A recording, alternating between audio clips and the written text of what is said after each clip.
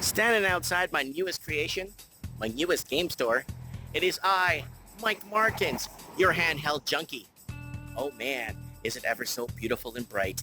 And guys, I'm gonna have a very special review for you guys. I spent 6-7 weeks playing Victor Vran Overkill Edition for the Nintendo Switch. And let me tell you how this went down.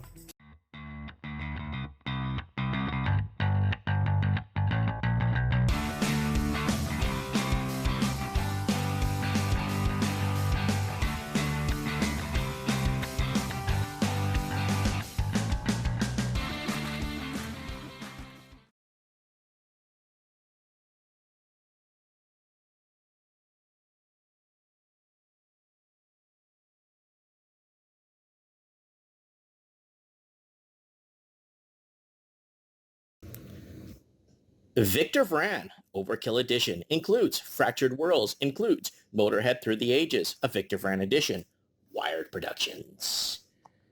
Become Victor, Hunter of Demons. Forge your own hero on a quest to liberate the cursed city of Zargaravia. Change how you play at any moment. Even in the heart of battle, modify your demon-slaying loadout as you dodge deadly attacks, leap from towering locations, and take on hordes of hideous beasts and coming boss monsters. Fractured Worlds and Victor Vran, Motorhead Through the Ages. Mature 17, blood, partial nudity, strong lyrics, and violence. The combat of Victor Vran combines action RPG elements and reaction-based moves, which allow the player to dodge attacks and avoid damage. The game features jump mechanic, which is used in combat in solving vertical puzzles and reaching secret map areas. The hero, Victor Vran, has no specific character class. Players can tweak their character by changing freely different weapon classes, consumable items, potions, bombs, and spell-like demon powers. Destiny cards and hero outfits grant various passive abilities. Each weapon class offers one basic or two special attacks, which can be combined for special bonuses and effects. The game world is divided into large areas representing the districts and the surrounding of the city of Zargavia and the adjacent dungeons. Each area has 5 specific challenges, which grant various rewards upon completion. The player can tweak difficulty on every area and dungeon by using special hex items, which grants buffs and bonuses to the enemies within. Okay guys, this is my first video game review in my new store, and I'm very excited to be here. I'm going to put together a little showcase for you guys called Project Tabletop and Video Games. An independent video showing what this old drug den used to look like before I came in and renovated and cleaned up. Because gaming, whether electronic, tabletop, dice, whatever you're doing, RPG, it's in everyone's blood. Anyways, guys, Victor Vran Overkill Edition.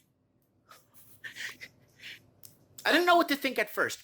I thought it was going to be like your Diablo hack and slash kind of make your way through the game type of thing, but I was dead wrong. They're stages. Okay, and what I mean by stages is you could go back and try and find hidden spots. You could go back at any time and retry the level to try and see if you could unlock other secrets. It's really good for that. I never thought of that. I guess I play and then I go back and then I'm like, wait a minute, I cleared that area. Why is it coming back on the map as a place to go to as unfinished or may need completion because of that? I never knew that. So I went back, retried some of the missions to try and get a better kill ratio, to try and unlock all the secrets, and then you advance. When you get to a certain level, you make it to this great room, this great castle, this great place with the round table. Then that's where you have your merchants, your crafters, your thing to transmute stuff. Everything's there. And the queen or the lady that you speak to, I just call her the lady because she's dressed like a queen, and she basically tells me what needs to be done in town, what areas I need to reach. Now, every area you go to, you don't have to walk to every area, or you don't have to open like one of those, like in Diablo and other games where you have to actually open a portal thing and you touch it and it allows you to portal back to it. You don't have to do that. You could go back anytime to the round table, but when you go back, you got to go to the restart of the round. That's the only problem I found with this game. But you could go back if you're running low on health potions and, it looks like I'm not going to complete this level with all the requirements to get all the bonuses and perks and hidden stuff. I might as well just go back to the round table, maybe stock up on a couple of potions and maybe talk to a few more people, or maybe like level up one more level at one of the other levels so I could get more experience and then go ahead and give myself more experience and more power. Now, you got those quest cards or those action cards that you get. That would be kind of like, if you want to call it your tree, your skills tree, if you want to call it that. These little passive cards start unlocking at the bottom of your character in your skills mode that allow you to give you passive abilities through the game. Passive abilities are important in this game because a lot of them actually really come to aid when you need them the most, okay? So you go through the game, you start finding different armor, different pieces of this, different pieces of that. That's fantastic. But those passive little cards that they give you, little white cards, hold on to some of them because you might go back to some of them regardless of how low level they are. They might help you later on in the game. Then you have your stash in the city that you're in, or the great castle, or the big, behind the walls. They basically give you a little stash area, just like Diablo. The same idea. But with this is like Van Helsing era, Elizabethan era, kind of not really steampunk era. I don't want to call it steampunk though, but I would call it steampunk because of his guns. And the guns he has are absolutely phenomenal.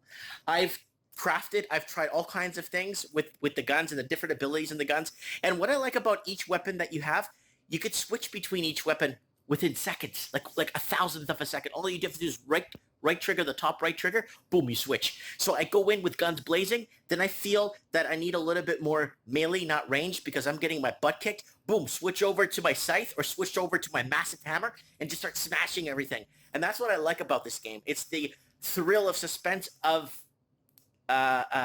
ambushing your